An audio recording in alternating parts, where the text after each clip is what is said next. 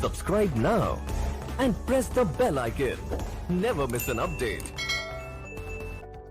बिस्मिल्लाहिर्रहमानिर्रहीम। अस्सलाम वालेकुम दोस्तों, welcome to my YouTube channel. आज हम बनाने जा रहे हैं मज़ेदार सी रसमलाई। तो कुछ लोगों की शिकायत होती है कि उनकी रसमलाई ठीक नहीं बनती, फूलती नहीं है और ख़राब हो जाती है। तो आज की इस वीडियो में सारी बातें होंगी। सबसे पहले यहाँ पे मैंने एक पैन ले लिया है, 1.5 लीटर मैंने इसके अंदर दूध ऐड किया है। याद रहे कि आपने फुल क्रीमी मिल्क लेना है।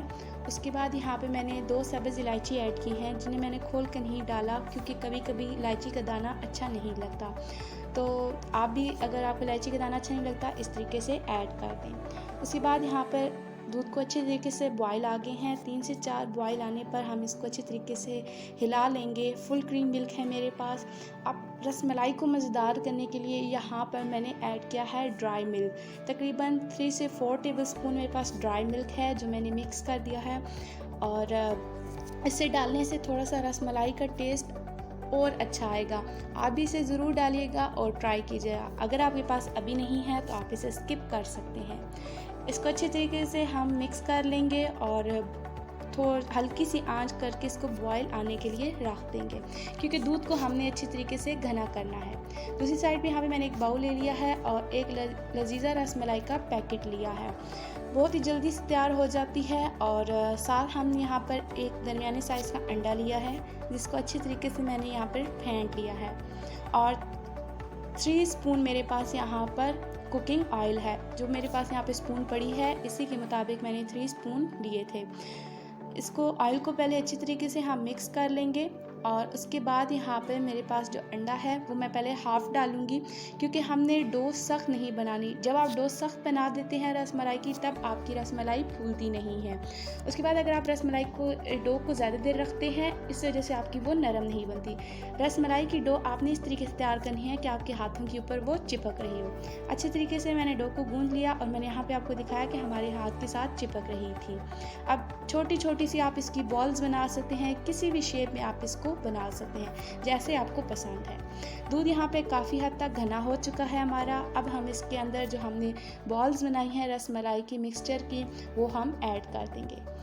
तो ध्यान रहे कि आपने फ़ौरन ऐड करनी है, ये नहीं कि आप रख दें, तो इससे हमारी जो बॉल्स होती हैं वो सख्त हो जाती हैं, रसमलाई नरम नहीं बनती।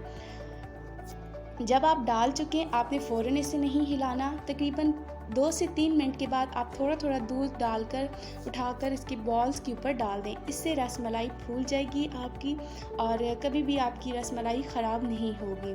और 5 मिनट के बाद आपने इसको हिला लेना है, यानी इसकी साइड आप इसे चेंज कर दीजिएगा।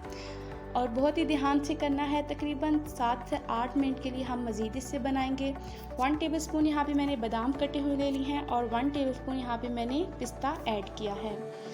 अगर आप बीच में नहीं डालना चाहते तो आप नहीं डाल सकते। उसके बाद यहाँ पे मेरे पास 6 टेबलस्पून यहाँ पे शुगर है, मैंने ऐड कर दी है। और पहले नहीं ऐड की थी, मैंने इस पॉइंट पर आकर ऐड की है। अब अच्छे तरीके से हम इसे पकने देंगे 7 से 8 मिनट के लिए। थोड़ा थोड़ा सा दूध उठा के हम बॉल्स के ऊपर डालते रहेंगे, इससे बहुत अच्छी रसमलाई फूल जाती है। ये आप देख सकते हैं कि हमारी एक एक बॉल कितनी अच्छी तरीके से फूल चुकी है। तो बहुत ही जल्दी से बन भी जाती है। और यहाँ पे हमारी रसमलाई तैयार हो चुकी है, ये काफ़ी हद तक घनी हो चुकी है। तो अब हम इसे डिश आउट करते हैं। यहाँ पे मैंने एक प्यारा सा बाउल ले लिया है और इसके अंदर मैंने रसमलाई निकाल ली है। गार्निशिंग के लिए यहाँ पे मैंने पिस्ता ले लिया है कट करके। अब इस तरीके से जितनी हमारे पास बॉल्स हैं उनके ऊपर हम थोड़ा थोड़ा सा पिस्ता डाल देंगे।